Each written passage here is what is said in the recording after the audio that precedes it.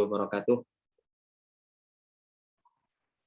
Alhamdulillahi ala ihsani wa syukrun lahu ala taufiqihi wa amtinani. Asyhadu an la ilaha illallah wahdahu la syarikalah ta'ziman li sya'ni. Asyhadu anna Muhammadan abduhu wa rasuluhu da'iyan ila ridwani. Allahumma salli alaihi wa ala alihi wa sahbihi wa ikhwani. Ikhwani wa akhwati fillah rahimani wa rahimakumullah. Alhamdulillah, pada malam hari ini kita kembali dipertemukan oleh Allah Subhanahu wa taala untuk kita bersama-sama bertafakuh fiddin. Kita bersama-sama belajar ilmu agama Allah Subhanahu wa taala yang merupakan bekal terbaik kita dalam menghadapi berbagai macam tantangan atau berbagai macam ujian dalam kehidupan kita. Ya, karena seseorang ketika dia beribadah, ketika dia menghadapi berbagai macam kesulitan atau berbagai macam hal-hal yang berkaitan dengan kehidupan ini, maka orang yang bisa sukses untuk melewati semua ujian-ujian tersebut, maka dia adalah orang-orang yang memiliki ilmu, pengetahuan terhadap agamanya, sehingga dengan itu dia terbimbing untuk selalu bersikap dengan sikap yang benar.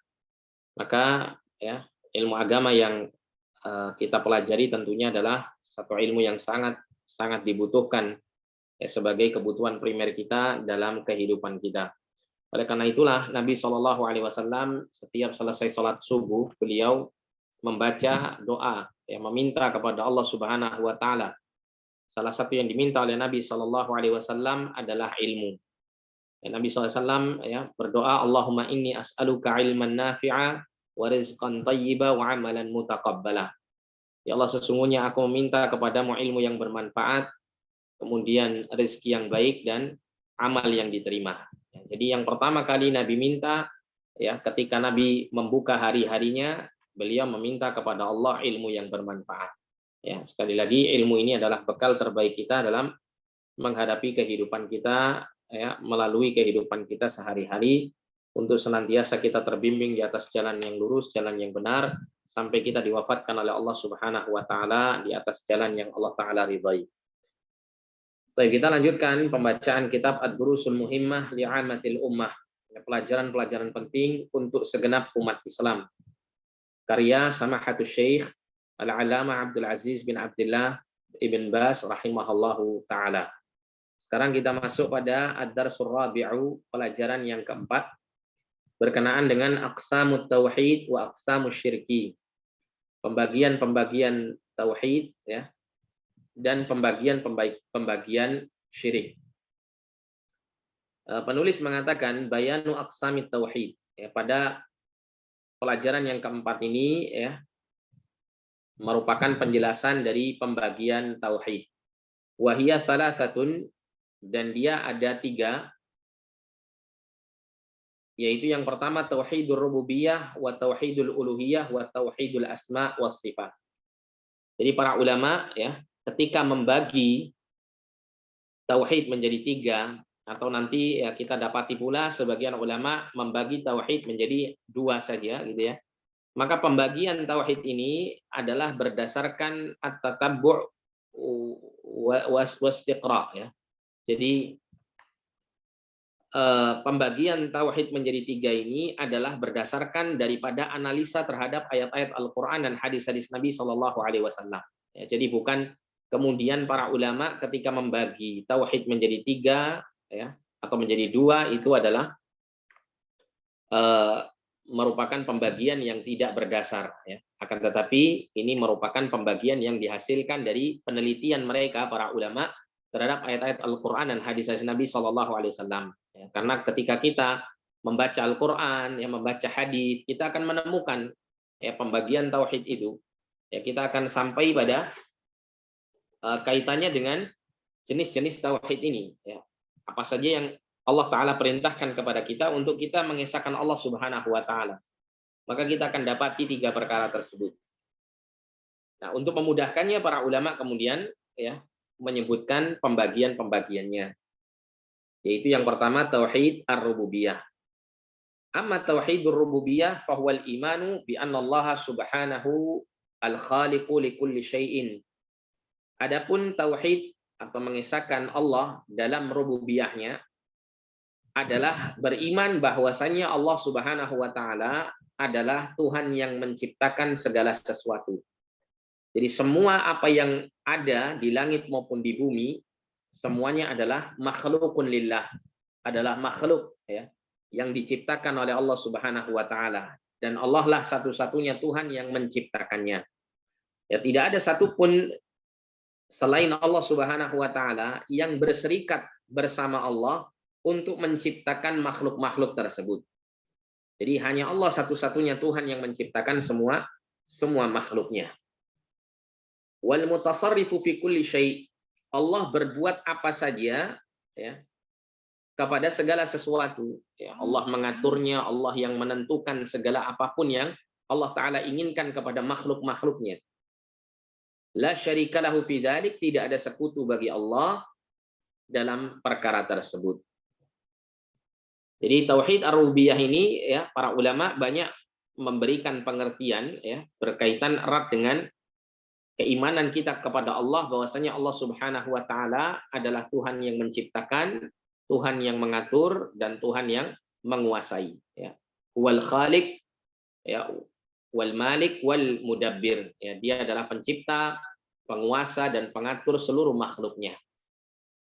Dengan pengertian yang lain ya para ulama menjelaskan tauhid rububiyah itu maknanya adalah ifradullah taala bi af'alih, mengesahkan Allah taala di dalam semua perbuatan Allah. Jadi ketika Allah berbuat kepada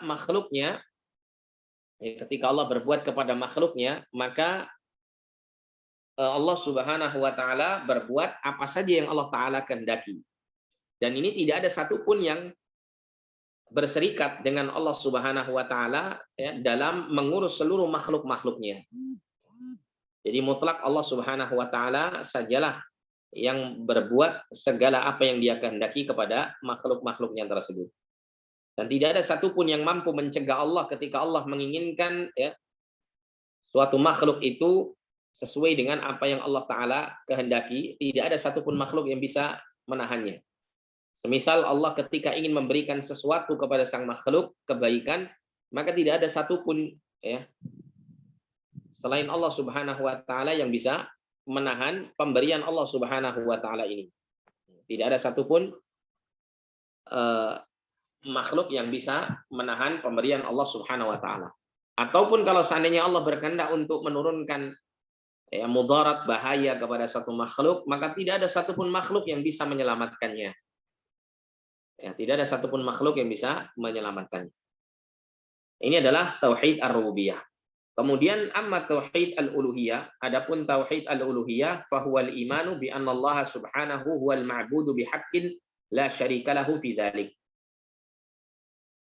Yaitu beriman kepada Allah Subhanahu wa taala sebagai Tuhan yang disembah dengan sebenarnya. La syarika lahu fi dzalik, tidak ada sekutu bagi Allah Subhanahu wa taala dalam peribadatannya tersebut.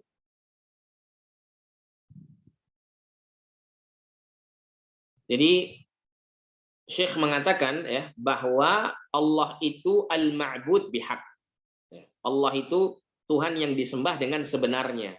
Kata-kata bihaqqin ini menunjukkan bahwa ada Tuhan-Tuhan yang lain yang disembah oleh makhluk, akan tetapi mereka disembah dengan dasar kebatilan, bukan dengan dasar kebenaran. Ya.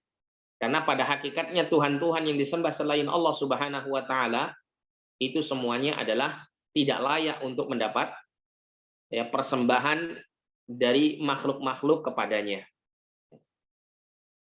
Tidak layak untuk mendapatkan ya peribadatan dan pengagungan makhluk kepada Tuhan-Tuhan tersebut. Nah, sehingga di sini disebutkan al-ma'bud bihaqqin. Allah itu Tuhan yang disembah dengan hak, dengan benar. Karena memang dialah satu-satunya Tuhan yang layak, yang benar untuk diibadahi. Dan la syarika lahu, tidak ada sekutu bagi Allah dalam hal ini. Ya. Jadi tidak boleh seseorang itu menjadikan Tuhan-Tuhan yang lain selain Allah sebagai sekutu Allah Subhanahu wa taala dalam mempersembahkan peribadatan. Ya, meskipun dengan kedok misalnya dengan tujuan untuk menjadi perantara-perantara Allah Subhanahu wa taala. Ya, sebagaimana sebagian orang itu memiliki syubhat ya. Jadi ketika syaitan itu tidak bisa ya menyesatkan manusia secara langsung ya untuk kafir secara langsung kepada Allah Subhanahu wa taala, maka syaitan memberikan sebuah syubhat ya bahwa ya orang-orang atau manusia ya itu membutuhkan perantara-perantara selain Allah untuk mendekatkan diri mereka kepada Allah, untuk menyampaikan segala keperluan mereka kepada Allah Subhanahu wa taala. Ya, karena mereka ya adalah makhluk yang kotor, makhluk yang penuh dosa, ya, maka harus dia mencari perantara-perantara, yaitu dari kalangan makhluk Allah Subhanahu wa taala yang dekat dengan Allah Subhanahu wa taala, entah dari kalangan para malaikat atau dari kalangan para nabi, para rasul, atau dari kalangan orang-orang soleh, ya terutama yang mereka telah meninggal dunia, ya tadi para wali dan semacamnya.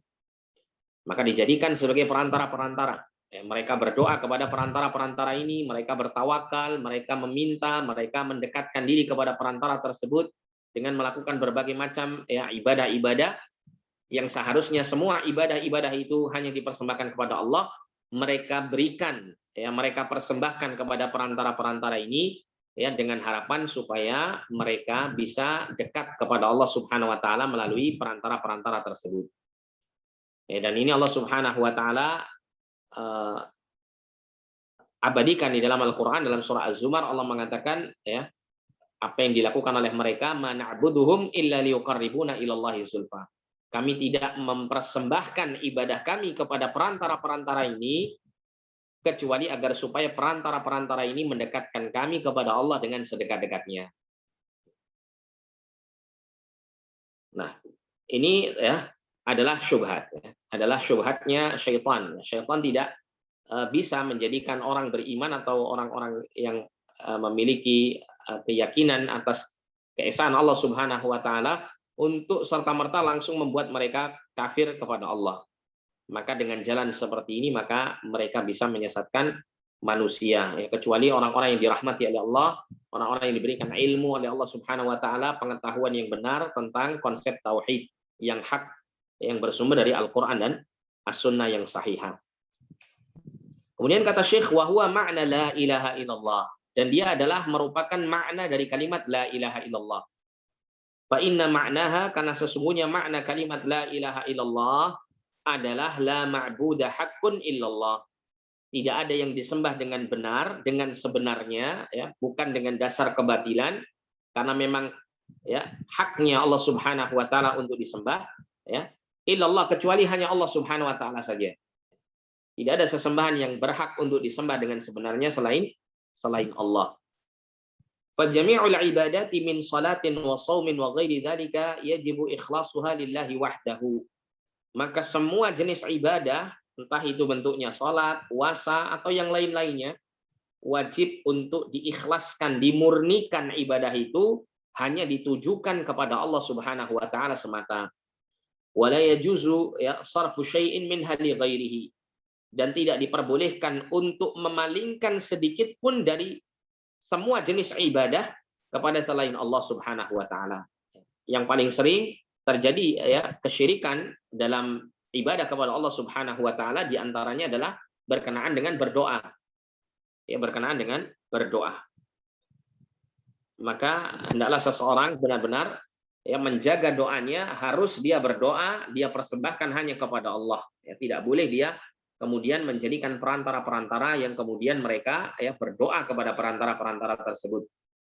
Ya, meskipun dengan niat agar supaya doa mereka disampaikan oleh perantara ini kepada Allah Subhanahu wa taala. Karena ini termasuk bentuk kesyirikan yang diperangi oleh Rasulullah, ya, dikarenakan ia merupakan kesyirikan yang dianut oleh orang-orang musyrikin jahiliyah. Baik, wa amma tauhidul asma was sifat. Ya, dan adapun tauhid tentang nama-nama dan sifat-sifat Allah, fahuwal imanu bi kulli ma warada fil Qur'anil Karim. Maka dia adalah ya keimanan kepada segala apa yang tertera di dalam Al-Qur'anul Karim, wal ahadits as-sahihah, dan tertera dalam hadis-hadis yang sahih min asma'illahi wa sifatihi, yaitu berkaitan dengan nama-nama Allah dan sifat-sifatnya. Wa itsbatuha lillahi wahdahu 'ala al-wajhi laiqi bi subhanahu min ghairi tahrifin wala ta'tilin wala takyifin wala tamtsil. Dan menetapkan nama dan sifat-sifat untuk Allah Subhanahu wa taala ini ya 'ala al-wajhi al-la'iq bihi subhanahu.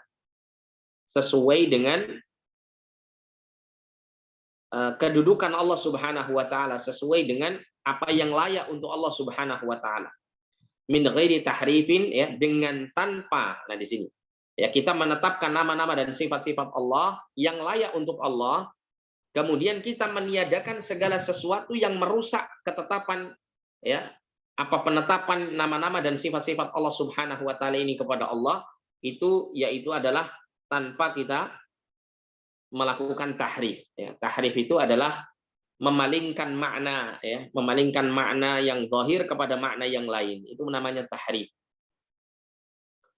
Ya, termasuk juga, ya, mentakwil. Nah, ini termasuk bagian daripada tahrif, ya. Memalingkan makna yang zahir kepada makna yang lainnya. Wala ta'tilin, dan tidak pula meniadakannya. Ada sebagian orang itu karena ingin, ya, tidak menyerupakan Allah dengan makhluk, maka kemudian mereka pun tidak menetapkan sifat, ya, dan nama untuk Allah Subhanahu wa taala. Padahal dalam Al-Qur'an, dalam hadis Nabi sallallahu alaihi wasallam, Allah menyebutkan bahwa dirinya memiliki nama-nama dan sifat-sifat. Allah menetapkan dirinya memiliki nama-nama dan sifat-sifat, sehingga ketika kita mengingkari nama-nama dan sifat-sifat Allah, berarti kita mengingkari Al-Qur'an. Kita mengingkari kabar dari Allah Subhanahu wa taala tentang dirinya, dan ini adalah tentu sebagai sebuah kekufuran kepada nama-nama dan sifat-sifat Allah.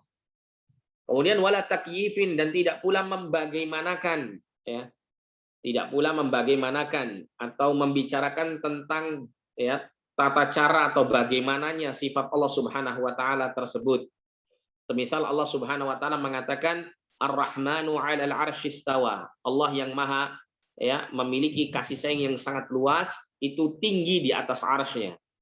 Ya, maka kita tidak boleh bertanya bagaimana Allah tinggi di atas arsy-Nya itu seperti apa. Nah, ini tidak perlu untuk kita tanyakan. Karena Allah tidak menjelaskan secara detail bagaimananya Allah tinggi di atas arsy-Nya. Maka kita wajib meyakini Allah tinggi di atas arsy-Nya, ya. Tapi kita tidak boleh kemudian bertanya-tanya atau berusaha untuk menghayalkan, ya, bagaimana Allah Subhanahu wa taala tinggi di atas arsy-Nya tersebut. Kemudian wala tamtsilin, dan tidak pula menyerupakannya dengan makhluk, ya, karena Allah Subhanahu wa taala berfirman laisa kamitslihi syai'un wa huwas samiul basir. Allah mengatakan tidak ada yang serupa dengan Allah sedikit pun. Ya, tidak ada makhluk satupun yang serupa dengan Allah Subhanahu wa taala dalam sifat-sifat Allah. Wa huwas samiul basir, dan dia adalah Tuhan yang Maha mendengar lagi Maha melihat. Nah, Anda perhatikan di sini, ya, ayat dalam surah Asy-Syura ayat 11. Allah memberikan kaidah besar kepada kita bagaimana cara kita itu mengimani nama-nama dan sifat-sifat Allah Subhanahu wa taala. Yang pertama, Allah memerintahkan kita untuk tidak menyerupakannya dengan makhluk. Ketika kita mendapati kabar dari Allah Subhanahu wa taala bahwa Allah itu memiliki sifat demikian misalnya, maka pada saat itu yang harus kita hadirkan, ya, dalam keimanan kita terhadap sifat-sifat Allah tersebut adalah kita mengatakan seperti Allah mengatakan laisa kamitslihi syai'un. Tidak ada sesuatu pun yang serupa dengan Allah sedikit. Nah, setelah kita meniadakan keserupaan sifat Allah dengan sifat makhluk, maka kemudian kita tetapkan sifat yang Allah kabarkan itu sesuai dengan keagungan dan kemuliaan Allah Subhanahu wa taala. Sebagaimana Allah mengatakan pada, ya, bagian ayat tadi setelahnya, Allah mengatakan wa huwas samiul basir, dan dia adalah Tuhan yang mendengar dan melihat. Ya. Jadi ketika kita, ya, mendapati bahwa Allah Subhanahu wa taala itu Maha mendengar, berarti Allah memiliki sifat as-sam'u, mendengar, ya. Al-Basir, Allah Maha melihat, ya. Allah memiliki nama Al-Basir, Maha melihat, maka Allah Subhanahu wa taala, ya, memiliki sifat melihat, ya.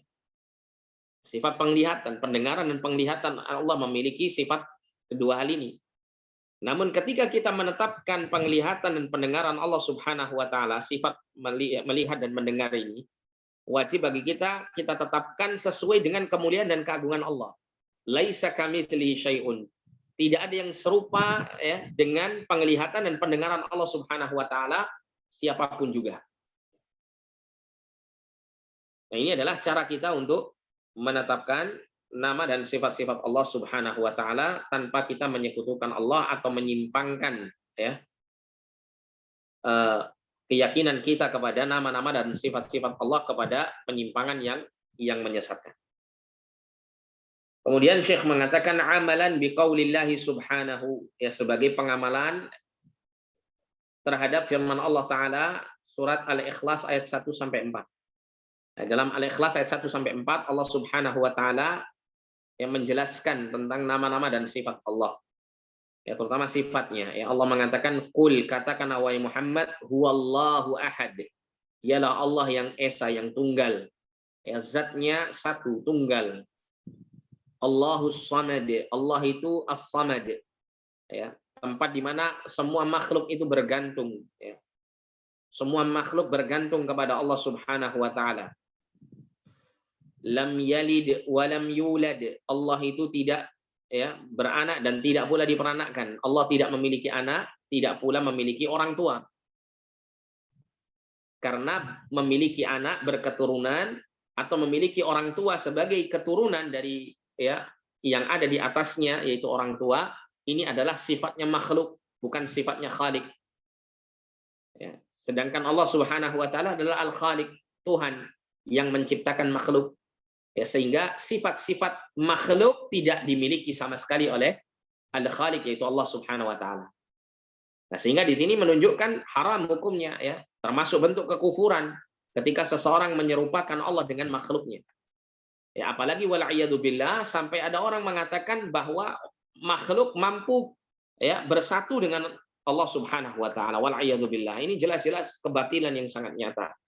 Bagaimana mungkin ya Tuhan yang maha sempurna itu bersatu dengan makhluk yang hina dan banyak kekurangan. Sangat-sangat lemah dan hina. Tidak mungkin akan bisa bersatu.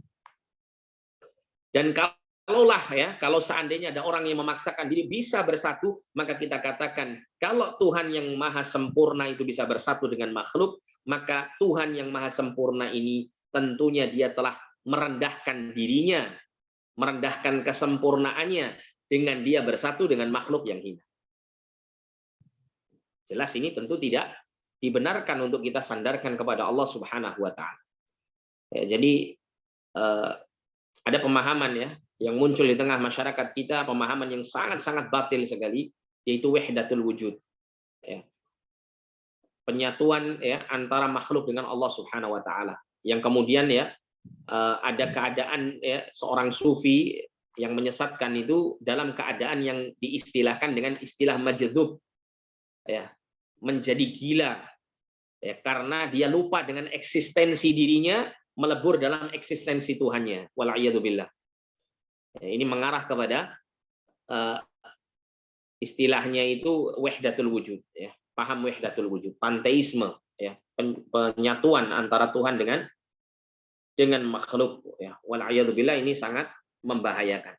Ya, kita kembali di sini Allah berfirman walam yakul lahu kufuwan ahad, dan tidak ada satupun yang sebanding, ya, tentunya yang serupa dengan Allah. Tidak ada satupun makhluk yang serupa dengan Allah sebanding dengan Allah Subhanahu wa taala.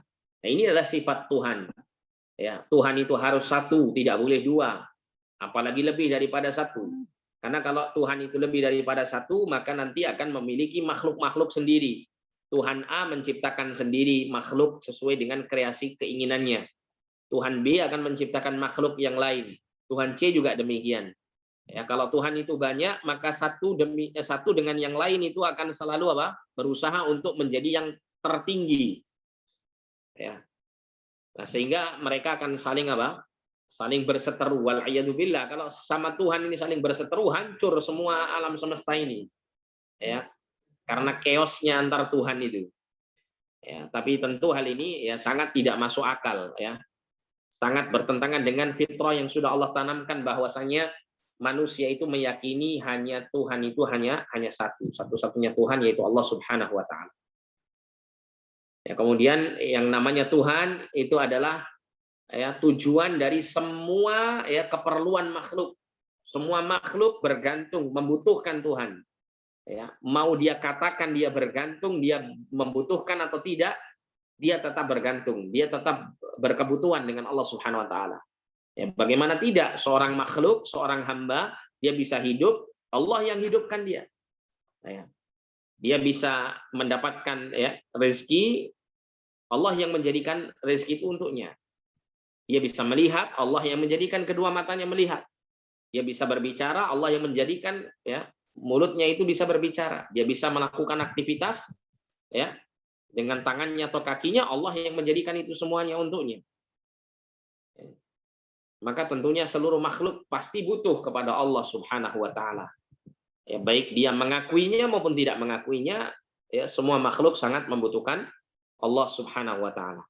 Ya, kemudian sifat yang berikutnya adalah Allah berbeda dengan makhluk. Kalau makhluk itu diperanakkan atau makhluk itu memiliki orang tua ya atau memiliki anak, namun Allah Subhanahu wa taala terbebas dari itu semuanya. Ya, dan tidak ada satupun yang serupa dengan Allah ya karena Tuhan itu adalah sesuatu yang lebih daripada yang lain, maha segala-galanya. Ya, tidak mungkin akan ada yang menyamai atau menyetarai ya kemampuan dan kuasa Tuhan ya dari makhluk-makhluk yang diciptakannya. Baik, demikian pula ya keimanan kita kepada tauhid al-asma was sifat itu adalah sebagai pengamalan dari firman Allah Azza wa Jalla dalam surat Syura ayat 11, Asy-Syura ayat 11 yang saya sebutkan tadi. Allah mengatakan laisa kamitslihi syai'un wa huwas samiul basir. Tidak ada yang serupa dengan Allah sedikit pun dan dia adalah maha mendengar lagi maha melihat. Wa qad ja'alaha ba'du ahli al-ilmi naw'aini ya dan sebagian ahli ilmu, sebagian para ulama menjadikan pembagian tauhid itu bukan menjadi 3 tapi menjadi 2. Wa adkhala tauhid al-asma'i was sifati fi tauhid rububiyah. Dan ya sebagian ahli ilmu memasukkan tauhid al-asma' was sifat itu dalam tauhid ar-rububiyah. Ya, jadi di antara pembagian tauhid itu ada 2 ya, disebutkan oleh Syekh Abdul Razzaq bin Abdul Muhsin Al-Badr hafizallah dalam syarah kitab Ad-Durusul Muhimmah ini ya, yaitu adalah tauhidul ilmi dan tauhidul amal. Ada istilah dari para ulama dan ini istilah yang paling sederhana ya. Ada beberapa penamaan tapi kita ambil yang istilah paling sederhana yaitu tauhidul ilmi dan tauhidul amal.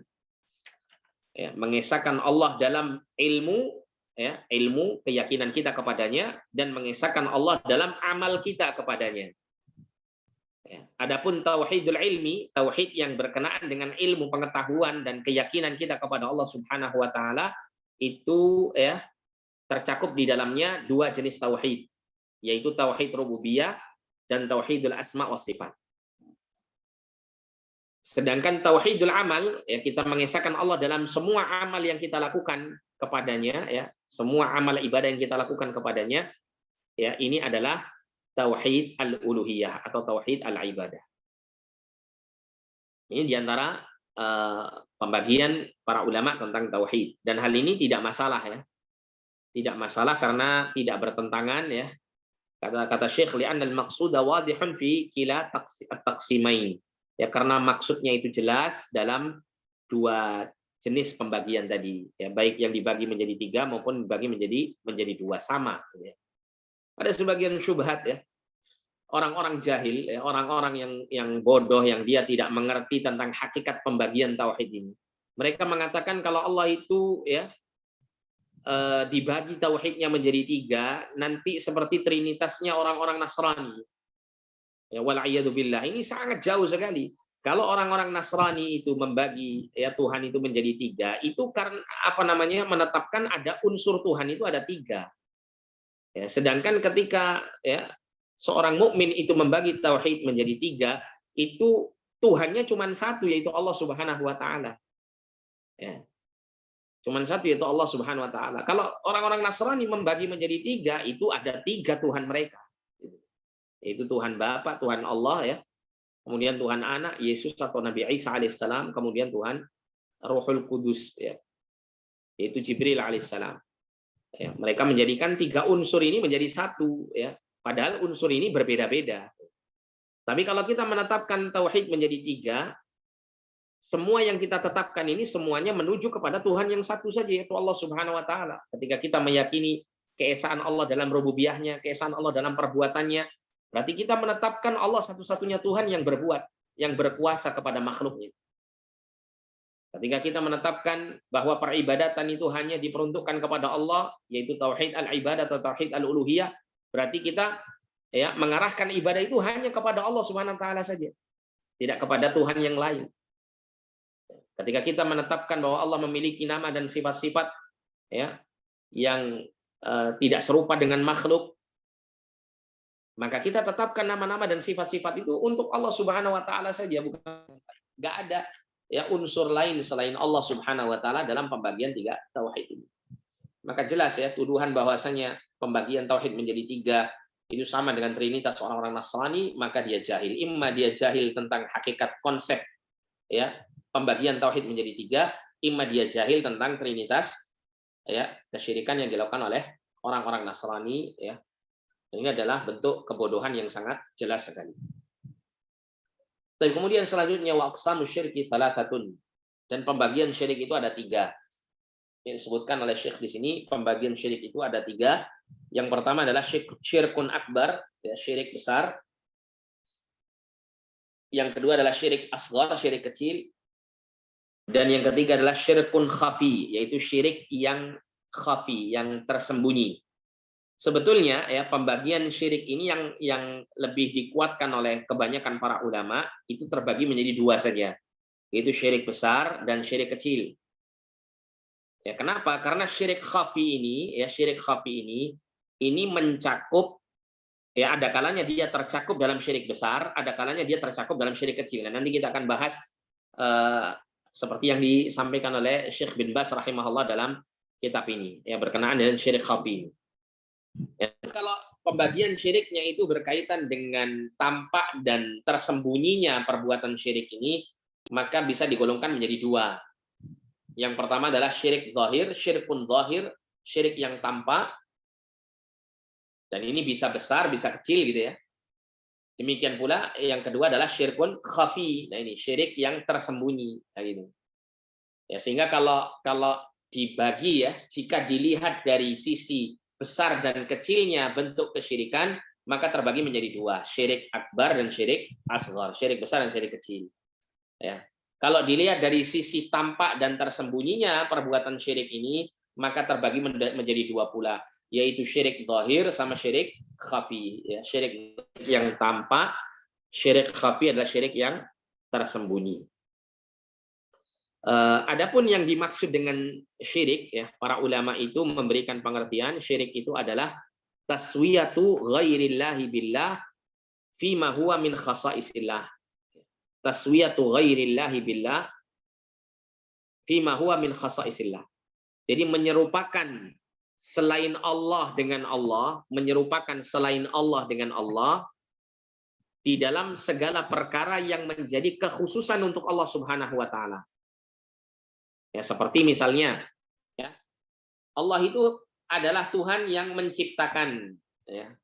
Dalam tauhid rububiyah ya kita mengesahkan Allah itu satu-satunya Tuhan yang menciptakan. Sehingga ya sifat mencipta atau berbuat menciptakan makhluk itu adalah kekhususan untuk Allah Subhanahu wa taala. Ketika kita meyakini adanya selain Allah yang memiliki ya kemampuan untuk mencipta seperti layaknya Allah mencipta, berarti kita telah melakukan penyekutuan kepada Allah dalam kaitannya dengan rububiyahnya. Ya, karena kita menetapkan adanya ya selain Allah yang memiliki sesuatu yang seharusnya menjadi kekhususan bagi Allah Subhanahu wa taala, yaitu pencipta tadi atau menciptakan. Ya, adapun makhluk kalau menciptakan sesuatu itu sebetulnya bukan mencipta seperti Allah mencipta ya. Makhluk itu ketika menciptakan sesuatu maka dia ya hanya mengubah dari sesuatu yang merupakan bahan baku yang sudah ada kepada bentuk yang lain. Itu adalah bentuk penciptaan makhluk. Ya, ketika makhluk membuat sesuatu ya itu dia mengubah satu benda tertentu yang sudah Allah ciptakan menjadi benda yang lain. Ya, seperti seseorang ketika dia menciptakan meja, maka dia mengubah ya kayu-kayu ya atau pohon-pohon yang kemudian dipotong, kemudian disusun sedemikian rupa menjadi sebuah benda yang bentuknya berbeda, yaitu kemudian menjadi meja misalnya. Itu adalah yang dilakukan oleh makhluk. Sedangkan Allah ketika menciptakan, ya Allah itu menciptakan sesuatu dari ketiadaan menjadi ada. Yang sebelumnya nggak ada, yang sebelumnya nggak ada contoh misalnya, yang sebelumnya nggak ada sama sekali, baik bahannya maupun semuanya, ya wujudnya nggak ada, ya. Kemudian Allah ciptakan menjadi ada. Nah, sehingga yang seperti ini tidak mungkin bisa dilakukan oleh selain Allah Subhanahu wa taala. Nah, kalau ada orang yang berkeyakinan ada selain Allah yang bisa menciptakan seperti itu, sesuatu yang sebelumnya nggak ada sama sekali menjadi ada, ya, tanpa bahan baku misalnya, ya, membuat sesuatu tanpa bahan baku tiba-tiba ada begitu, ya, sesuatu tersebut, dan sesuatu itu adalah ciptaan yang baru yang sama sekali tidak pernah diciptakan sebelumnya. Nah, maka yang seperti ini berarti dia telah menyamakan kekhususan yang seharusnya dimiliki oleh Allah, ya, dalam kaitannya dengan rububiyahnya, ketuhanannya, perbuatannya, itu disemakan kepada selain Allah. Maka ini adalah bentuk syirik dalam rububiyah. Ini contoh saja, ya. Kemudian dalam uluhiyah, dalam, ya, seorang hamba beribadah kepada Allah. Nah, ketika ibadah itu, ya, dipersembahkan kepada selain Allah, berarti dia telah mempersembahkan sesuatu yang seharusnya menjadi kekhususan Allah, yaitu ibadah makhluk kepada Allah Subhanahu wa taala. Kepada selain Allah dipersembahkan. Nah, maka seperti ini berarti dia telah menyamakan Allah, ya, dalam kaitannya dengan uluhiyahnya, ya. Menyamakan Allah dari kaitannya dengan uluhiyahnya yang merupakan kekhususan bagi Allah Subhanahu wa taala. Ketika seseorang berdoa, yang mana doa itu adalah salah satu bentuk ibadah kita kepada Allah, yang mana menjadi kekhususan Allah untuk menerima doa-doa hambanya, kemudian dia menyamakan selain Allah dalam persembahan doa ini, yang seharusnya khusus diberikan kepada Allah saja, dipersembahkan khususannya kepada Allah saja, ternyata kemudian dia, ya, sekutukan Allah dengan yang lain, ya, dengan dia mempersembahkan doa itu kepada selain Allah, sehingga dia menyamakan dari sisi kekhususan uluhiyah Allah Subhanahu wa taala dengan unsur yang lainnya selain Allah. Dan ini adalah syirik yang berkaitan dengan ibadah. Ya, kemudian ada syirik berkaitan dengan nama dan sifat-sifat Allah. Ya, ketika mereka, ya, manusia yang menyekutukan Allah dalam tauhid ini, ya, memberikan kesamaan sifat selain Allah dengan Allah. Padahal Allah memiliki sifat-sifat yang khusus, yang tidak bisa dijangkau dan tidak bisa disamakan dengan makhluknya. Laisa kamitslihi syai'un. Ya, tidak ada yang serupa dengan Allah sedikit pun. Nah, maka ketika dia menyerupakan sifat makhluk, ya, dengan sifat Allah, maka dia telah menyekutukan Allah Subhanahu wa taala dalam sifat-sifatnya. Baik, kalau kita kembali di sini, ya, Syekh rahimahullah mengatakan fasyirkul akbar, syirik besar adalah yujibu hubutal amal wal khulud finnar liman mata alaih. Yang menjadikan amal-amal seseorang itu terhapus karenanya. Jadi semua amal, ya, syirik besar itu akan menghapus semua amal-amal kebaikan yang dilakukan oleh seorang hamba. Wal khulud finnar, dan akan menjadikan dia kekal selama-lamanya di dalam neraka. Liman mata alaihi, bagi siapa yang mati di atas kesyirikan syirik besar ini, ya, tanpa dia bertaubat kepada Allah Subhanahu wa taala. Ya. Jika orang itu, ya, melakukan syirik besar dan dia terus di dalam kesyirikan tersebut sampai dia mati dan tidak bertobat, maka, ya, semua amal kebaikan yang terhapus dan dia kelak kekal selama-lamanya di dalam neraka. Ya, berbeda dengan orang itu jika dia bertobat kepada Allah sebelum dia mati, ya, dari syirik besar ini, maka Allah akan mengampuni dosanya, ya, dan akan menerima taubatnya. Kama qala Allah Ta'ala, sebagaimana Allah Ta'ala berfirman dalam surah Al-An'am ayat 88, walau asyraku lahabita anhum ma kanu ya'malun. Kalau seandainya mereka menyekutukan Allah, niscaya benar-benar Allah akan, ya, atau terhapus dari mereka segala apa yang sudah mereka kerjakan dari amal-amal kebaikan. Wa qala subhanahu, dan Allah Ta'ala berfirman dalam surah At-Taubah ayat 17, maka lil musyrikina an ya'muru masajidallahi syahidina ala anfusihim bil kufri ulaika habitat a'maluhum wa fin narihum khalidun. Ya, tidak layak bagi orang-orang musyrikin untuk memakmurkan masjid-masjid Allah. Ya. Yang mana mereka adalah orang-orang yang bersaksi atas diri mereka di dalam kekufuran mereka. Ya. Mereka menyaksikan diri mereka tetap di atas kekufuran. Maka mereka tidak layak untuk memakmurkan masjid-masjid Allah Subhanahu wa taala. Ulaika habitat a'maluhum, ya. Mereka itu adalah orang-orang yang amal-amal kebaikan mereka itu akan terhapus, ya, tidak mendapatkan pahala, tidak mendapatkan balasan dari sisi Allah. Wa fin narihum khalidun, dan di dalam neraka mereka kekal selama-lamanya. Ya, kita berlindung pada Allah ya dari syirik besar ini, karena syirik besar ini adalah perkara yang paling ditakuti ya oleh seorang mukmin, karena dengan itu ya seorang mukmin tidak akan mendapatkan ampunan dari sisi Allah Subhanahu wa taala dan kekal selama-lamanya di neraka ya ketika mereka kembali kepada Allah ya di kehidupan akhirat. Wa anna man mata alaihi falan yaghfir lahu. Siapa yang mati di atas kesyirikan itu maka dia tidak akan diampuni oleh Allah Subhanahu wa taala. Wal jannatu alaihi haramun, dan surga itu akan diharamkan untuknya. Kama qala Allah azza wa jalla, sebagaimana Allah azza wa jalla berfirman dalam surah An-Nisa 48, innallaha la yaghfiru an yushraka bihi wa yaghfiru ma duna dzalika liman yasha. Sesungguhnya Allah tidak mengampuni dosa syirik dan mengampuni dosa selain itu ya bagi siapa saja yang Allah taala kehendaki. Wa qala subhanahu, demikian pula Allah Subhanahu wa taala berfirman dalam surah Al-Maidah ayat 72. Innahu man yusyrik billahi faqad harramallahu alaihi al-jannah wa ma'wahu an-nar wa ma lidh-dhalimin min ansar. Sesungguhnya siapa saja yang menyekutukan Allah, maka sungguh Allah mengharamkan atasnya surga dan tempat kembalinya adalah neraka. Wa ma lidh-dhalimin min ansar, dan tidak ada bagi orang-orang yang berlaku zalim yang menyekutukan Allah min ansarin, dari penolong-penolong selain Allah Subhanahu wa taala dalam menghadapi ya siksaan di dalam neraka Allah Subhanahu wa taala. Ini adalah dalil-dalil yang menunjukkan ya bahayanya syirik besar. Apabila seseorang mati di atasnya, maka semua amal kebaikannya terhapus dan akan menjadikan dia masuk ke dalam neraka selama-lamanya dan diharamkan dari surga Allah Subhanahu wa taala.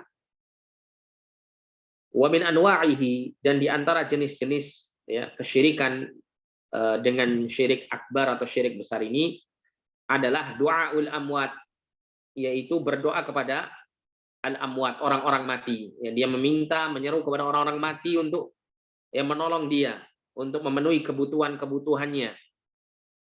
Ya, wal asnam, dan kepada berhala-berhala.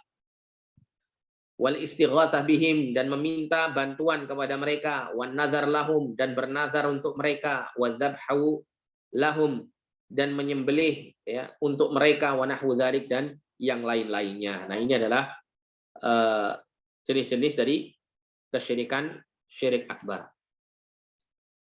Kemudian setelah itu Syekh menyebutkan syirik asghar. Amma syirkul asghar, adapun syirik kecil, fahuwa ma tsabata bin nususi minal kitabi awis sunnah tasmiyatuhu syirkan. Yang dimaksud syirik kecil itu adalah apa yang telah ditetapkan oleh dalil dari Al-Quran dan As-Sunnah, yang mana hal itu dinamakan sebagai sebuah bentuk kesyirikan. Walakinnahu laisa min jinsis syirkil akbar, akan tetapi tidak termasuk dari jenis kesyirikan yang besar. Ya, seperti dicontohkan oleh Syekh, karyai fi ba'dil a'mal, seperti riya dalam sebagian amal. Ya, bukan riya dalam semua amal ya. Riya dari sebagian amal seseorang.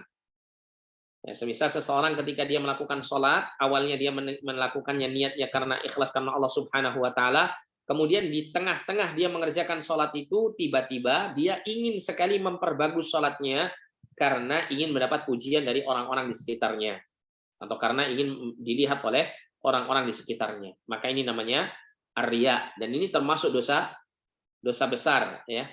Meskipun ya tidak sampai kepada menjadi orang itu keluar dari agamanya, tidak seperti syirik besar ya. Termasuk dari jenis syirik kecil ya, yang bisa menghapuskan amal yang terkontaminasi dengan syirik kecil itu, yaitu riya tadi ya. Sholatnya bisa terhapus pahalanya ya, tidak diterima oleh Allah Subhanahu wa taala dan mendapat dosa yang besar. Namun apabila seseorang itu dalam kondisi dia terganggu dengan riya itu tadi ya, tapi kemudian dia mengembalikan niat ikhlasnya kembali, dia ingin melawan, menolak riyanya tersebut, maka yang seperti ini tidak akan membahayakan sholatnya. Ya, sholatnya akan tetap dinilai sebagai sholat yang ikhlas karena Allah dan akan mendapat pahala dari sisi Allah Subhanahu wa Ta'ala. Tapi kalau dia merasa nyaman dengan riya yang muncul tersebut, dia tetap jaga riya itu dalam hatinya sampai dia menyelesaikan sholatnya, maka dia akan ya tertolak amalnya, ya tidak akan diterima oleh Allah, tidak mendapatkan pahala dan akan mendapat dosa yang besar. Kemudian wal halfi bi ghairillah dan bersumpah atas nama selain Allah. Ya, wa qauli masya Allah wa sya'a fulan, dan perkataan ya apa yang dikehendaki oleh Allah itu terjadi dan juga yang dikehendaki oleh fulan. Ada kata-kata dan itu menunjukkan kesetaraan. Ya, menunjukkan kesetaraan. Apa yang dikehendaki oleh Allah dan fulan pasti terjadi. Ya, ini menunjukkan bahwa Allah disetarakan, kehendak Allah disetarakan dengan kehendak makhluk. Maka yang seperti ini tidak diperbolehkan. Ini termasuk syirik kecil. Kalau itu sebagai atau sebatas ucapan lisannya saja, maka ini syirik kecil. Tapi kalau dia yakini betul bahwasanya ya apa yang dikehendaki oleh Allah dan dikehendaki oleh fulan baru terjadi ya hal itu, yang memang benar-benar setarakan kehendak Allah dengan kehendak fulan, maka ini menjadi syirik besar. Tapi kalau hanya sekedar ucapannya saja, ya, tapi dia tetap meyakini dalam hatinya bahwa ya kehendak Allah itu di atas kehendak seluruh makhluknya, maka yang seperti ini tidak sampai kepada syirik besar. Dan yang lain-lainnya, ya, wa nahwu dzalik, dan yang lain-lainnya. Liqauli Nabi sallallahu alaihi wasallam, hal ini sebagaimana Nabi sallallahu alaihi wasallam bersabda, akhwafu ma akhafu alaikum asyirkul asghar. Perkara yang paling aku takutkan menimpa kalian adalah syirik kecil. Kemudian fasu'ila anhu, Nabi SAW ditanya tentang syirik kecil, faqala ar-riya. Ya, Nabi mengatakan yaitu ar-riya, yang melakukan riya. Kemudian wa qauluhu sallallahu alaihi wasallam, ya, dan sabda Nabi sallallahu alaihi wasallam, man halafa bi syai'in dunallah faqad asyraka. Siapa yang bersumpah dengan sesuatu selain Allah, maka sungguh dia telah menyekutukan Allah Subhanahu wa Ta'ala. Kemudian Nabi SAW juga mengatakan, la taqulu masya Allah wa sya'a fulan. Janganlah kalian mengucapkan apa yang dikehendaki oleh Allah dan kehendak fulan, ya, maka hal itu terjadi. Walakin akan tapi ucapkanlah masya Allah summa sya'a fulan. Ya. Apa yang telah dikehendaki oleh Allah itu terjadi, kemudian atas kehendak fulan. Kata-kata summa itu litarahi, itu untuk menunjukkan adanya tingkatan, ya. Sehingga seakan-akan dia mengatakan kehendak Allah lah yang di atas, ya, sedangkan kehendak makhluk itu ada di bawah kehendak Allah Subhanahu wa Ta'ala. Ya, kalau seseorang mengatakan masya Allah wa sya'a fulan, ya, itu menyetarakan kehendak Allah dengan kehendak fulan, adanya kesetaraan. Maka ini adalah bentuk menyamakan Allah dengan makhluk dari sisi kehendak. Ya, sehingga ini termasuk kesyirikan. Ya, oleh karena itu Nabi SAW memerintahkan walakin qulu, akan tapi ucapkanlah masya Allah tsumma sya'a fulan. Apa yang Allah Ta'ala kehendaki itulah yang terjadi, kemudian atas kehendak si fulan perbuatan itu terjadi. Wa hadzal naw' la yujibur riddah. Ya, jenis-jenis syirik kecil ini itu tidak menjadikan orang itu murtad dari agamanya. Wala yujibul khulud finnar, dan tidak menjadikan orang tersebut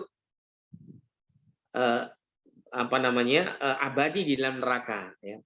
Walakinnahu yunafi kamalat tauhidil wajib, akan tetapi dia meniadakan kesempurnaan tauhid yang wajib pada dirinya. Ya, bisa menghilangkan apa? Kesempurnaan tauhidnya. Ya. Kemudian ya Syekh mengatakan amman nau'us tsalits, adapun jenis yang ketiga, wa huwa syirkul khafi, dia adalah syirik yang khafi, yang tersembunyi, yang samar-samar. Fadaliluhu qaulun Nabi sallallahu alaihi wasallam, dalilnya adalah seperti sabda Nabi sallallahu alaihi wasallam, Ala ukhbirukum bima huwa akhwafu alaikum indi minal masihid dajjal. Maukah aku kabarkan kepada kalian terhadap apa yang paling aku khawatirkan, yang paling aku takutkan, ya, menimpa kalian melebihi daripada rasa takutku terhadap, ya, keburukan yang terjadi pada Al-Masih Ad-Dajjal, ya, yang disebabkan oleh Al-Masih Ad-Dajjal. Jadi ada, ya, satu fitnah, satu keburukan yang lebih menakutkan bagi Nabi Shallallahu Alaihi Wasallam menimpa umat daripada fitnahnya Al-Masih Ad-Dajjal. Padahal kita tahu Al-Masih Ad-Dajjal nanti pada hari mendekati hari kiamat, ya, di akhir zaman itu dia akan muncul dengan membawa fitnah yang sangat besar. Hampir-hampir manusia itu sulit untuk tidak beriman kepadanya. Ya. Lalu kemudian para sahabat mengatakan, bala ya Rasulullah, tentu ya Rasulullah. Qala, maka Rasulullah mengatakan, asyirkul khafi, yaitu syirik yang tersembunyi, syirik yang samar. Yaqumur rajulu fayusalli fayuzayyinu salatahu lima yara min nadhari rajuli ilaih. Bentuk syirik khafi, syirik yang samar atau tersembunyi ini adalah ketika seseorang itu melakukan sholat, ya, di tengah-tengah dia melakukan sholat, dia memperbagus sholatnya karena, ya, dia menginginkan agar dilihat oleh orang lain, ya, kepada dirinya. Jadi awalnya niat sholatnya lillahi ta'ala, karena Allah ta'ala, kemudian di tengah dia melakukan sholat tersebut, maka kemudian dia, ya, ingin untuk memperbagus sholatnya, memperpanjang sholatnya, ya, menampakkan kekhusyuan dalam sholatnya karena ada orang-orang di sekitarnya yang melihat dirinya. Nah, ini syirik yang tidak tampak, ya, tidak tampak syiriknya. Karena orang lain akan memandang dia melakukan sholat untuk Allah, gitu kan. Tapi, ya, ternyata dalam hatinya dia mengarahkan, menunjukkan sholatnya tersebut untuk selain Allah. Kemudian Syekh mengatakan, wa yajuzu an yuqassima syirka ila nau'aini faqat. Dan boleh untuk membagi syirik itu kepada dua jenis saja, yaitu syirik akbar dan syirik asghar, syirik besar dan syirik kecil. Amma syirkul khafi fa innahu ya'ummuhuma. Ya, adapun syirik yang khafi, syirik yang tersembunyi ini, maka, ya, bisa masuk ke dalam keduanya, ya. Bisa syirik khafi itu bernilai syirik akbar atau juga bisa bernilai syirik asghar. Sehingga Syekh mengatakan di sini fayaqa'u fil akbar, ya, syirik khafi itu bisa terjerumus ke dalam syirik akbar seperti kasyirkil munafiqin, seperti syiriknya orang-orang munafikin, ya. Kenapa orang-orang munafikin, ya, ini memiliki syirik khafi, ya, yang terjerumus ke dalam syirik akbar? Li'annahum yakhfauna,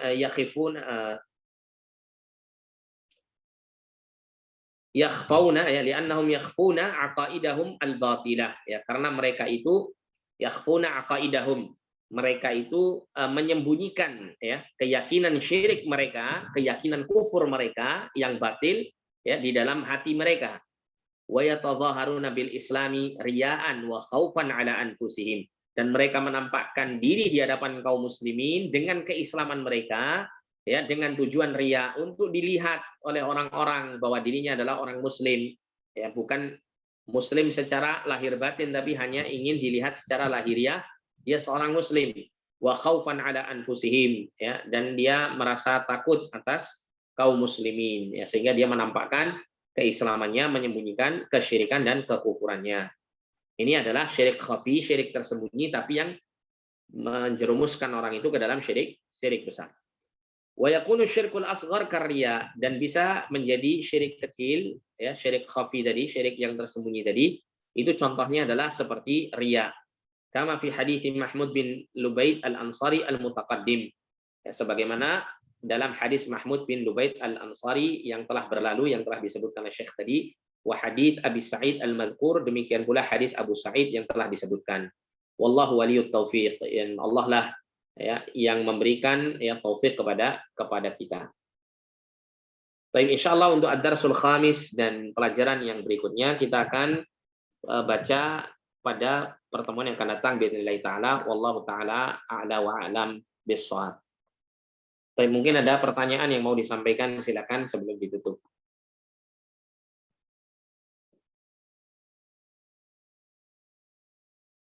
Ya, jazakallah khairan Ustaz atas pemaparannya.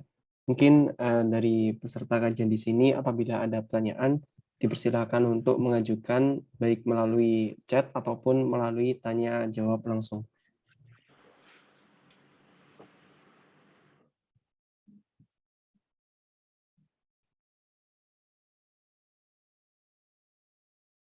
Ya Ustaz Afan, ini ada satu pertanyaan. Jadi terkait Ya. dengan yang syirik khafi tadi, itu kan disebutkan bahwasannya bisa masuk ke dalam syirik akbar dan juga bisa masuk ke dalam syirik asghar ya Ustaz. Yaitu apakah ada klasifikasi khususnya terkait bagaimana apabila termasuk ke syirik asghar ataupun ke syirik akbar tadi Ustaz. Jazakallahu khairan. Mungkin itu Ustaz pertanyaannya. Ya, jadi kalau syirik yang tersembunyinya tadi itu ya termasuk dari golongan syirik besar, seperti dicontohkan oleh Syekh Ibn Baz rahimahullah tadi, seperti syirik yang disembunyikan oleh orang-orang munafik di dalam batin mereka. Ya, mereka menampakkan diri mereka sebagai orang Islam, mereka sholat, mereka mengucapkan 2 kalimat syahadat, mereka bahkan mungkin puasa, membayar zakat, tapi di dalam hatinya itu dia cenderung kepada kesyirikan syirik besar, ya, kecenderungan kepada kekufuran. Nah, maka ini jelas syirik yang tersembunyi. Orang-orang di sekitarnya tidak bisa melihat dirinya ya melakukan kesyirikan tersebut dalam batinnya. Nah, gitu. Nah, sehingga syirik yang seperti ini mengarah kepada syirik besar. Adapun syirik kecil seperti yang disebutkan tadi, yaitu contohnya adalah riya. Ya, riya, yaitu ketika seseorang awalnya dia beribadah kepada Allah dengan niat ikhlas karena Allah, ya, dia masih memiliki iman di sini ya. Kalau syirik besar tadi sama sekali tidak memiliki iman. Ya, karena iman itu kalau para ulama membaginya menjadi dua ya, ada aslul iman, pokok keimanan, dan ada kamalul iman ya, kesempurnaan iman. Jadi aslul iman, pokok keimanan itu adalah iman yang menjadikan seseorang itu berada di atas keislaman. Yang kalau pokok keimanan ini tercabut pada diri seseorang, maka dia bisa menjadi murtad. Ya, bisa menjadi murtad. Nah, syiriknya orang-orang munafik ini itu adalah menghilangkan aslul iman ini. Meskipun dia mengamalkan agama Islam secara zahirnya. Oleh karena itu dikategorikan sebagai syirik besar karena menghilangkan pokok keimanannya tersebut. Nah, adapun orang yang melakukan riya yang awalnya niatnya lillahi taala karena Allah Subhanahu wa taala dia beribadah, tentu dia adalah orang yang masih memiliki aslul iman, pokok keimanan. Dia mukmin beriman ya. Oleh karena itu yang menandakan dia orang yang beriman, dia melakukan ibadah itu karena lillahi taala awalnya. Nah, tapi di tengah-tengah dia melakukan ibadah tersebut, ya, dia diganggu hatinya oleh ya perasaan-perasaan ingin dilihat oleh orang, ingin ya dipuji oleh orang-orang di sekitarnya, sehingga dia memperbagus ibadahnya tersebut, dia memperlama sholatnya, atau kemudian memperbagus bacaan Qur'annya, misalnya kalau dia jadi imam misalnya, ya. Demi apa? Demi untuk supaya dinilai orang-orang di sekitarnya sebagai orang yang baik, orang yang soleh, orang yang alim misalnya demikian. Nah, ini tidak meniadakan pokok agamanya atau pokok keimanannya gitu ya. Tapi yang menghilangkan kesempurnaan imannya. Nah, yang menghilangkan kesempurnaan iman ini tidak membuat dia keluar dari agama sehingga tidak dikategorikan sebagai syirik besar, tapi dikategorikan sebagai syirik kecil yang hanya menghilangkan ya pahala ibadah yang dilakukannya tersebut yang terkontaminasi dengan riyaknya tadi. Ya, jika dia tetap nyaman di atas niat riyaknya tersebut dan dia tidak memeranginya ya dan mengembalikan keikhlasan di dalam hatinya dalam melakukan ibadah tersebut. Ya, wallahu taala alam, mudah-mudahan jawaban ini bisa ya menjelaskan pertanyaan yang disampaikan. Nah, jazakallah khairan Ustaz. Mungkin ini ada pertanyaan kedua Ustaz. Assalamualaikum warahmatullahi wabarakatuh. Semoga Ustadz senantiasa dijaga oleh Allah, begitu juga untuk kaum muslimin sekalian. Afwan izin bertanya Ustadz, bagaimana caranya untuk menghilangkan penyakit berupa rasa malas dan menunda-nunda? Kemudian pertanyaan yang kedua, bagaimana untuk menyeimbangkan antara kesibukan dunia dan belajar agama, Ustaz. Jazakallahu khairan. Mungkin itu Ustaz pertanyaannya. Iya, yang pertama tadi berkenaan dengan menghilangkan rasa malas ya. Nah, Ya, Ustaz. jadi rasa malas ini adalah termasuk sifat buruk ya bagi manusia, terutama ketika rasa malas itu menjangkiti diri manusia ya, yang menghalangi dia untuk melakukan ketaatan kepada Allah Subhanahu wa taala. Ya. Tentu ini harus dilawan, tentu ini harus dilawan. Nah, ketika rasa malas itu muncul pada diri kita, apa kiat-kiat kita untuk bisa menghilangkannya? Yang pertama, kita memohon berdoa kepada Allah, berlindung kepada Allah dari rasa malas. Ya, di antaranya ya Nabi SAW pernah mengajarkan kita untuk berta'awud dari rasa malas ini. Allahumma inni a'udzubika minal kasali ya, wal jubni wal bukhli dan seterusnya ya. Ada beberapa lafaz-lafaz yang diajarkan Rasulullah untuk kita berlindung kepada Allah Subhanahu wa taala darinya. Di antaranya kita berlindung kepada Allah minal kasal ya, dari kemalasan. Ini ada ya, Nabi SAW mengajarkan kita untuk berlindung kepada Allah dari kemalasan ini.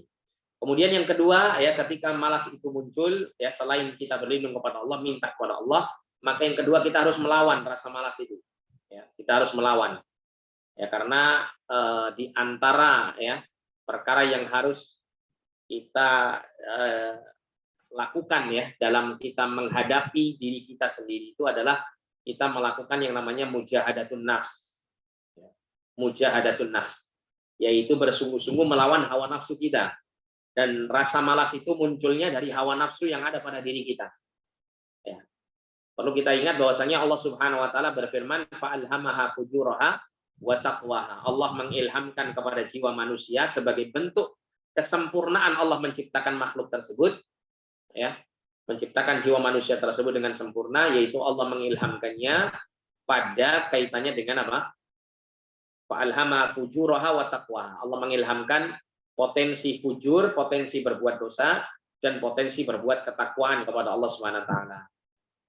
Nah, fujur inilah ya yang menjadikan seseorang itu memiliki rasa malas, terutama malas untuk melakukan ketaatan. Maka Allah mengatakan qad aflaha man zakkaha, sungguh beruntung bagi orang yang mensucikan jiwanya. Ya, maksudnya apa? Yaitu dengan cara dia memunculkan ya, mendorong potensi takwanya dan menekan potensi fujurnya. Nah, bagaimana cara menekan potensi fujur ini? Yaitu dengan cara mujahadatun nafs itu. Ya, berusaha bersungguh-sungguh melatih jiwanya untuk mau diajak melakukan ketakwaan kepada Allah. Ya, termasuk di sini adalah untuk menekan rasa malasnya. Nah, ini termasuk bentuk mujahadah ya, kesungguhan untuk melawan hawa nafsu. Nah, ini yang harus dilakukan ya. Dan ini berat, memang iya berat. Oleh karena itu kita minta pertolongan kepada Allah. Ya, kita meminta pertolongan kepada Allah dan kita berlindung kepada Allah dari keburukan diri-diri kita ini yang diantaranya adalah rasa malas. Kemudian yang berikutnya ya perlu untuk kita hadirkan di situ adalah memotivasi diri untuk supaya tidak malas, terutama dalam beribadah atau menuntut ilmu agama atau melakukan kebaikan-kebaikan yang lain. Dengan cara apa? Dengan cara kita mengingat kembali pahala-pahala yang Allah Ta'ala siapkan. Ya. Motivasi-motivasi yang Allah berikan dengan Allah menjanjikan pahala surga dan seterusnya, ya, berbagai macam kenikmatan yang sangat-sangat luar biasa dalam surga. Kita hadirkan ingatan itu ketika kita dalam kondisi malas melakukan kebaikan. Yang dengan demikian kita akan terdorong ya untuk semangat kembali dalam melakukan aktivitas kebaikan ini.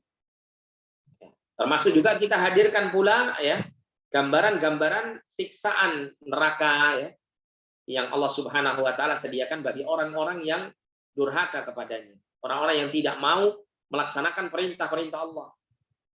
Nah, di situ kita akan muncul rasa takutnya, sehingga rasa takut itu menekan rasa malas kita ya dari melakukan ketaatan kepada Allah Subhanahu wa taala. Wallahu a'lam ya, ini jawaban yang pertama. Kemudian untuk pertanyaan yang kedua adalah berkaitan dengan menyeimbangkan ya antara kita belajar ilmu agama dengan belajar ilmu dunia. Sebetulnya kalau kita mengatakan ya seimbang, maka ini tidak tepat. Karena orang itu kalau berbicara masalah keseimbangan itu mesti selalu memunculkan apa? Image dalam pikirannya harus 50-50. 50%, 50%. Ini tidak mungkin ya bisa. Apalagi Allah Subhanahu wa taala menjadikan hati manusia itu tidak bisa terbagi. Kalau dia fokus pada satu perkara, dia akan tersibukkan dengan perkara tersebut. Nah, sehingga bagaimana ya kita dalam kondisi misalnya menjadi mahasiswa atau ya para pelajar ilmu-ilmu umum, kemudian di satu sisi kita wajib untuk belajar ilmu agama. Nah, maka yang perlu untuk kita ketahui di sini, belajar ilmu agama itu ada yang hukumnya fardu ain dan ada yang hukumnya fardu kifayah. Ya, fardu ain itu apa? Maksudnya adalah wajib secara individu, ya seorang muslim dan muslimah itu harus melaksanakan yang menjadi kewajibannya tersebut. Sedangkan fardu kifayah adalah jika ada satu atau dua orang di tengah-tengah masyarakat sudah melaksanakan ya kewajiban tersebut, maka gugurlah kewajiban untuk yang lainnya. Nah, dalam menuntut ilmu pun juga demikian. Ada yang fardu ain, ada yang fardu kifayah. Maka prioritaskan dulu fardu ain ini. Bagaimana kita mengetahui ya ilmu agama yang bersifat fardu ain? Itu seperti yang dibimbingkan oleh para ulama. Ilmu yang fardu ain itu ya dalam agama adalah yang berkaitan erat dengan akidah, berkaitan erat dengan tauhid, berkaitan erat dengan rukun imannya, gitu ya, yang harus dia yakini, berkaitan dengan apa yang wajib diyakini dalam hatinya, maka ini namanya fardu ain. Ya, ilmu yang fardu ain itu yang pertama. Ya, termasuk juga mengetahui berbagai macam kesyirikan, kekufuran, pembatal-pembatal iman. Ini adalah fardu ain. Ya, untuk dia bisa menghindarkan diri dari perkara-perkara tersebut. Kemudian ilmu yang fardu ain yang lain dari bab agama ini adalah berkenaan dengan ibadah yang Allah wajibkan kepadanya, ya, seperti sholat. Ya. Kalau dia misalnya ya, atau setiap muslim tentunya itu diwajibkan untuk melakukan sholat yang 5 waktu, maka dia wajib untuk mengetahui ya tata cara sholat yang benar, ya bagaimana sholat yang sesuai dengan apa yang dicontohkan oleh Allah dan apa yang dicontohkan oleh Rasulullah SAW dan apa yang diperintahkan dalam syariat Allah Subhanahu Wa Taala. Nah, ini harus dipelajari. Termasuk juga ketika ya seseorang itu misalnya sudah berkewajiban mengeluarkan zakat, maka dia harus memiliki ilmu tentang zakat. Dia pelajari ilmu tentang zakat sebelum dia mengamalkan zakat. Ya, atau semisal ya diwajibkan untuknya berpuasa, maka dia wajib untuk mempelajari ilmu tentang puasa. Ya, termasuk juga mempelajari ilmu selain tentang kaitannya dengan perintah-perintah yang wajib, juga mempelajari tentang hal-hal yang dilarang oleh Allah Subhanahu wa taala, perkara-perkara yang diharamkan oleh Allah, untuk dia bisa menghindarkan diri dari larangan-larangan Allah dan Rasul-Nya, ya. Nah, ini adalah ilmu yang bersifat wajib, termasuk juga ilmu berkenaan dengan akhlak muamalah, ya, karena manusia itu hidup tidak mungkin sendirian, dia mesti akan berbaur dengan masyarakatnya bersama keluarganya, maka ini membutuhkan ilmu. Nah, ilmu yang seperti inilah yang wajib untuk dipelajari. Ya, adapun ilmu yang bersifat fardu kifayah itu adalah ilmu yang sifatnya itu pendalaman ya, pendalaman dari ilmu agama ya, seperti memperdalam pengetahuan tentang hadis Nabi misalnya. Ada ilmu-ilmu yang yang menjadikan seseorang bisa memilah-milah mana itu hadis yang benar, yang sahih, mana hadis yang dhaif atau yang palsu. Ya, atau meneliti jalur-jalur periwayatan. Nah, itu namanya ilmu yang fardu kifayah. Atau untuk mengetahui ya kaidah-kaidah fikih, atau mengetahui bagaimana menentukan hukum-hukum dalam ilmu fikih dengan mempelajari usul fikih dan seterusnya.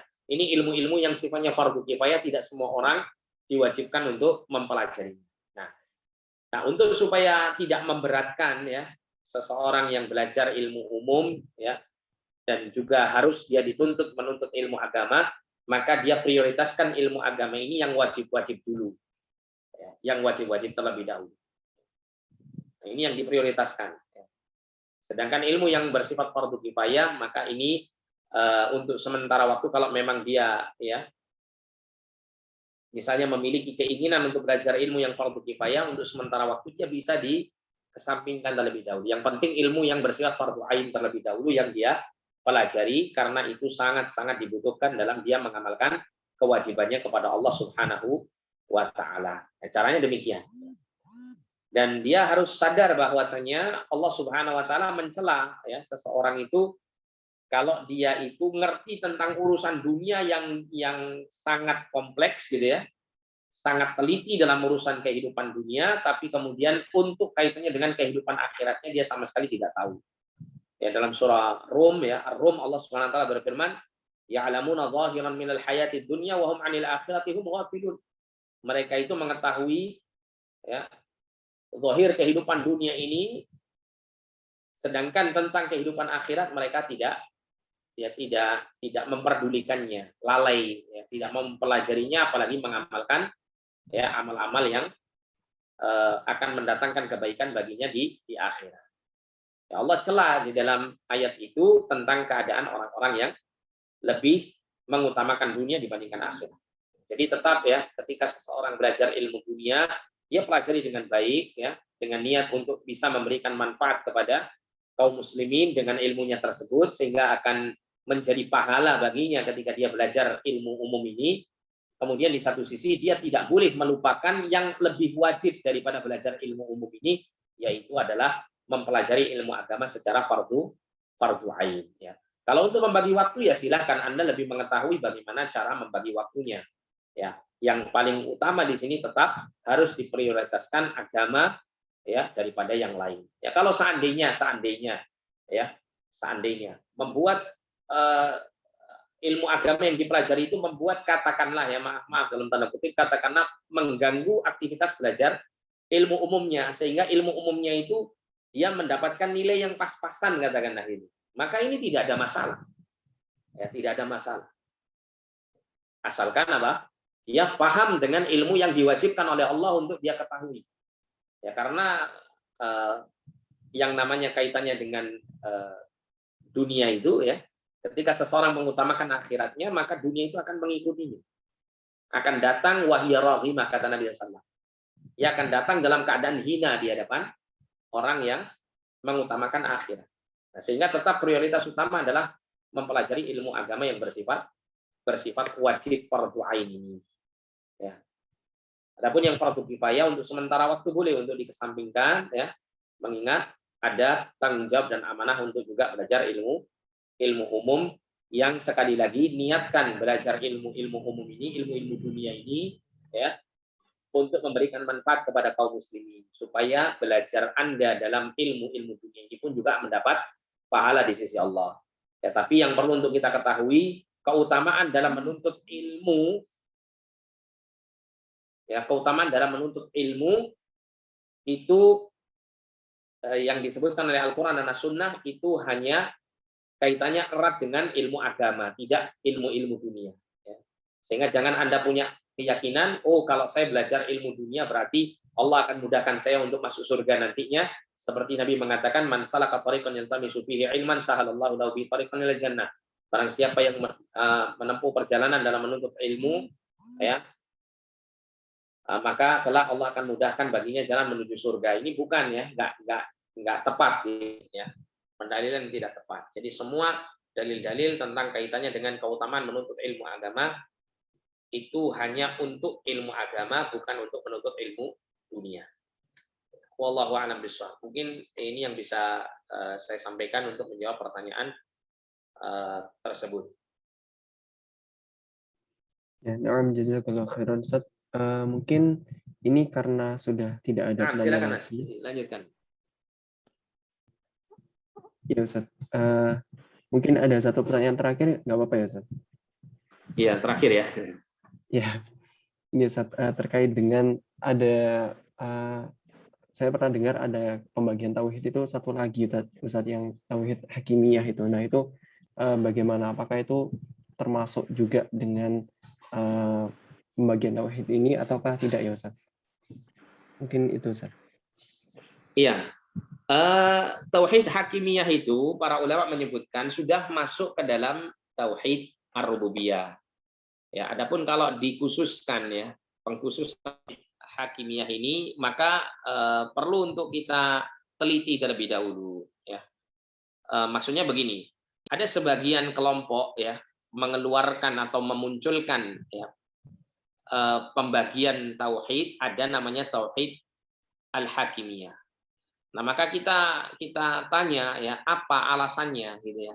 Apa tujuan? Karena ada sebagian kaum muslimin ketika dia membagi tauhid, ya ada tauhid menjadi 4, tauhid rububiyah, tauhid uluhiyah, tauhid asma wa sifat, kemudian ditambah tauhid hakimiyah, maka ternyata untuk yang keempat ini ya, dia ternyata ingin memunculkan satu ideologi tertentu yang bertentangan dengan syariat.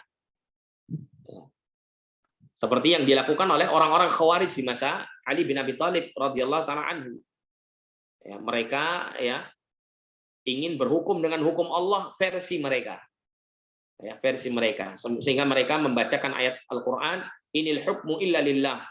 Sesungguhnya hukum ini hanya untuk Allah Subhanahu wa taala, nah, gitu. Maka kemudian Ali bin Abi Thalib radhiyallahu anhu waktu itu menjadi khalifah, beliau mengatakan ya, kalimatu haqqin urida bihal batil. Ini adalah kalimat yang hak, yang benar, karena dia adalah ayat Al-Quran, tapi diinginkan ya kebatilan di saat menyampaikannya. Ya. Ada kebatilan yang tersembunyi yang dia inginkan di balik dia membacakan ayat Al-Quranul Karim itu. Ya, sehingga di sini dikembalikan kalau yang dimaksud tauhid al-hakimiyah ya itu adalah berhukum dengan hukum Allah, maka ini sudah mencakup tauhid ar-rububiyah. Ya, bahwasanya Allah lah satu-satunya Tuhan yang berhak untuk menghukumi, ya, memberikan perintah syariat, karena Allah mengatakan ala lahul khalqu wal amru tabarakallahu rabbul alamin. Ya, ketahuilah bahwasanya ya yang berhak untuk memerintah dan mencipta itu hanyalah Allah Subhanahu wa taala. Ya. Maha suci Allah Subhanahu wa taala, ya, Rabb semesta alam. Ini sudah mencakup tauhid ar-rububiyah. Tapi kalau dikeluarkan sendiri maka ini kembali ya kepada tujuan dan maksudnya. Kalau tujuan dan maksudnya itu sesuai maka dibenarkan, tapi kalau tujuan dan maksudnya adalah tidak sesuai maka ini ditolak ya. Bukan karena penolakan terhadap pembagian tauhid al-hakimiyahnya, tapi berkenaan dengan apa? Ya, adanya maksud di balik itu. Seperti sebagian orang yang ingin mengkudeta pemimpin kaum muslimin, ya, ingin menjatuhkan dan dengan kedok alasan ingin mendirikan negara Islam, ya, mendirikan syariat agama Islam, mengamalkan syariat agama Allah Subhanahu wa taala. Ya, sampai kemudian pemimpin muslim yang dia ya berkuasa di suatu negeri muslim itu kemudian dikafirkan karena sebab-sebab yang tidak dibenarkan ya, yang tidak tidak tepat untuk disematkan kepada mereka pemimpin-pemimpin kaum muslimin ini ya. Dengan alasan kepemimpinannya tidak sah karena tidak sesuai dengan syariat misalnya. Padahal Nabi SAW mengatakan ya, alaikum bisam'i wa ta'ah, wajib bagi kalian untuk mendengar dan taat kepada pemimpin kaum muslimin. Wa in ta'ammara alaikum abdun habasyi, meskipun diperintah kalian itu oleh budak dari Habasyah. Ya, dalam Islam itu budak ya, budak itu kalau dia belum merdeka itu tidak layak menjadi pemimpin. Sehingga kalau budak itu menjadi pemimpin berarti ya dia mengambil tampuk kepemimpinannya dengan cara-cara yang tidak sesuai dengan syar'i. Karena dia budak ya. Sedangkan syarat untuk menjadi pemimpin kaum muslimin ya itu adalah merdeka. Tapi dia menjadi pemimpin ya, meskipun melalui jalan yang tidak syar'i dia menjadi pemimpin. Maka kepemimpinannya Nabi SAW katakan wajib untuk ditaati. Ada orang itu ya karena semata-mata tidak berhukum dengan hukum Allah secara keseluruhan gitu ya, secara totalitas, kemudian dinyatakan bahwasanya kepemimpinannya adalah tidak sah, wajib untuk dikudeta dan seterusnya, diberontak dan seterusnya. Nah, maka ini sangat bertentangan dengan syariat agama Allah itu sendiri. Meskipun dia menyatakan bahwa ya tauhid al-hakimiyah harus ditegakkan nah, gitu. Dengan berdalil inil hukmu illa lillah, bahwasanya hukum itu adalah milik Allah. Nah, maka ini tidak tepat ya. Tidak tepat. Bahkan Nabi SAW banyak ya menjelaskan tentang kepemimpinan pemimpin muslim tapi dia di akhir zaman hidupnya. Ya, Nabi SAW mengatakan ya satakunu umara ya, satakunu min umat ya, umara min ummati ya, akan muncul para pemimpin-pemimpin dari umatku itu yang ya yahtaduna biduni yahtaduna bi ghairi hudaya. Mereka itu berpetunjuk dalam kepemimpinannya bukan dengan petunjukku, wala yastannuna bi sunnati, ya tidak menjadikan sunnahku sebagai landasan dalam kepemerintahannya, ya, kepemimpinannya. Bahkan Nabi kemudian menambahkan buruknya pemimpin di akhir zaman. Ya, Nabi mengatakan qulubuhum qulubus syayatin fi jusmani insin. Hati mereka hati-hati setan dalam apa? Jasad manusia. Nah, ini kan sudah sejelek-jelek makhluk yang menjadi pemimpin kaum muslimin di akhir zaman ini. Nah, ketika itu para sahabat bertanya, ya Rasulullah, madza ta'muruni in adraknahum. Wahai Rasulullah, bagaimana ya engkau memerintahkan kami, ta'muruna, ya, kau memerintahkan kami in adraknahum, jika kami mendapati pemimpin-pemimpin seperti mereka ini. Maka Nabi mengatakan isma' wa ati', dengar dan taati, jangan diberontak kalau dia memang muslim. Wa in dzuriba dhahruka wa ukhidha maluk isma' wa ati', meskipun dipukul punggungmu, diambil paksa hartamu, tetap dengar dan taatilah. Ya, maksudnya mendengar dan taat itu adalah mentaati segala apa yang diperintahkan, asalkan perintahnya tidak bertentangan dengan syariah. Itu maksudnya. Karena ada hadis yang lain Nabi mengatakan, ya, la ta'ata li makhluqin fi ma'siyatil khaliq. Tidak boleh taat kepada makhluk dalam bermaksiat kepada al-khaliq, kepada Allah Subhanahu wa taala. Ya, akan tetapi tidak boleh ya kemudian diperangi, ya, kemudian tidak didengar dan tidak ditaati perintah-perintah yang ma'ruf yang muncul dari mereka, ya, itu tidak diperbolehkan. Ya, tidak diperbolehkan. Ya, bahkan Nabi SAW ketika ditanya apakah kami akan boleh memeranginya, maka Nabi mengatakan la masallu, tidak boleh selama mereka dalam masih mengerjakan sholat. Nah, ada sebagian golongan kaum muslimin yang mereka tidak peduli dengan hadis-hadis ini. Yang penting dia ya demi ya keinginannya untuk menegakkan syariat agama Allah di atas negerinya, ya dia kemudian ya memudahkan vonis kafir kepada pemimpin kaum muslimin yang masih muslim, ya, dan menyatakan kepemimpinannya tidak sah, ya, karena tidak sesuai syariat Islam. Padahal dalil-dalil yang banyak menjelaskan sebaliknya. Nah, jadi kembali kepada ya pembagian tauhid, memang ada sebagian ulama yang membagi tauhid menjadi 4, ditambah di situ tauhid al-hakimiyah. Akan tetapi jika ini ya ada maksud-maksud di balik penetapan tauhid al-hakimiyah ini mengarah kepada kebatilan, maka yang seperti ini tidak diperbolehkan. Ya, dan sebagian ulama mengatakan tauhid al-hakimiyah itu sebetulnya sudah tercakup dalam tauhid ar-rububiyah, sehingga cukup dengan membagi tauhid menjadi 3 itu sudah sangat-sangat cukup, ya, tanpa harus menambahkannya menjadi tauhid al-hakimiyah yang nanti dikhawatirkan akan memunculkan ya kehendak-kehendak atau maksud-maksud yang tidak sesuai dengan syariat. Wallahu a'lam bishawab. Ya, na'am Ustaz, jazakallahu khairan. Mungkin itu pertanyaan terakhir. Alhamdulillah, mungkin bisa ditutup Ustaz. Ya, kita cukupkan sampai di sini. Kurang lebihnya saya mohon maaf. Jazakumullah khairan wa barakallahu fikum. Kita tutup dengan doa kafaratul majelis. Subhanakallahumma wa bihamdika asyhadu an la ilaha illa anta astaghfiruka wa atubu ilaik. Sallallahu ala nabiyina Muhammadin wa ala alihi wa sahbihi wasallam. Wa akhiru da'wana alhamdulillahi rabbil alamin wa lakum minkum assalamu alaikum warahmatullahi wabarakatuh. Waalaikumsalam. Waalaikumsalam. Jazakallah khair Ustaz. Syukron.